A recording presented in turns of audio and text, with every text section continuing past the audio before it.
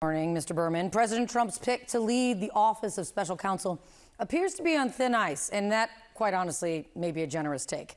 You now have the top Republican in the Senate, John Thune, saying this about Paul Ingrassia: he's not going to pass. It comes after Politico reported on racist text messages Ingrassia allegedly sent in a group chat with the Republican operatives.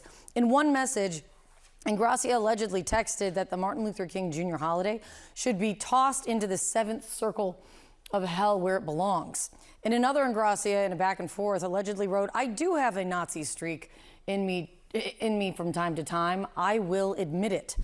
CNN's Annie Greer is on Capitol Hill for more. So you have this reporting, and you have what is in terms of the response from lawmakers on Capitol Hill now.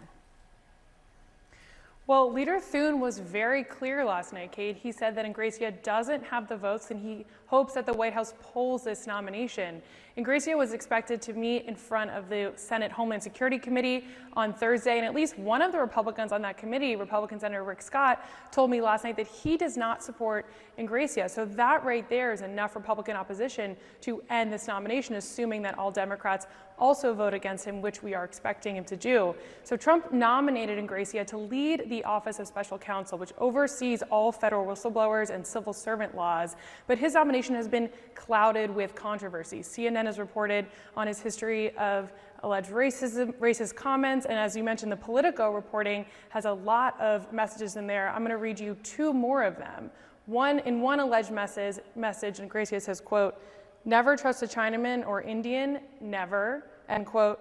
And in another text, Ingrassia writes, quote, "Blacks behave that way because that's their natural state. You can't change them." He then added, according to the chat, quote, "Proof, all of Africa is a shithole and will always be that way," end quote. Now, Ingrassia and his team are pushing back firmly on the latest Politico reporting. In a statement, his attorney says, quote, "In this age of AI, authentication of allegedly leaked messages, which could be outright falsehoods, doctored or manipulated, or lacking critical context, is extremely difficult.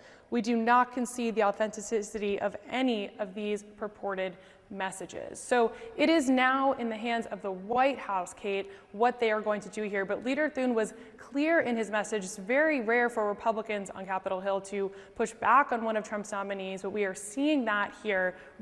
Some Republican senators are expected at the White House later today, so we are going to be tracking closely if the president makes any statements or the White House makes any changes to Ingrassia's nomination. Yeah, this is a space to watch today for sure. When John Thune says isn't going to pass, John Thune should know and does know what he's talking about when it comes to this. It's good to see you, Annie. Thank you very much. Let's see what happens.